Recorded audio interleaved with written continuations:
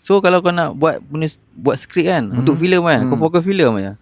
So bila kau dah ada proposal tu kan, aku pergi pitching kat banyak production filem kan. Aku pergi pitching, mana salah satu terlepas, kalau lulus, jalan duit kau. Okay. So bila filem kau laku, filem kau meletup, dia panggil kau lagi.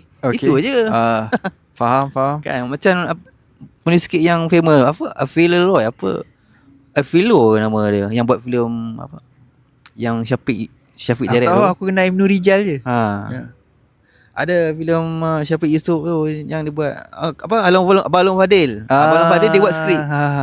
Itu takkan dia bayar murah-murah, mesti bayar banyak kan. Faham. Itulah. Tapi kau cerita kau kena best lah. Tapi memang lepas satu tu je lah, kalau daripada pihak kau sendiri kan. Hanya sebenarnya proposal tu dia suruh banyak. Aku hantar berapa? 3 ke 4 ke? Satu yang lekat. Sekarang kau fokus lagi tak untuk buat script writing? Aku dah stop lah rasanya. Stop terus. Tak tahu, aku macam kalau buat pun dia makan masa sebenarnya. Kalau macam kau hantar hari ni, tak mestinya bulan depan kau lulus. Dia makan bulan.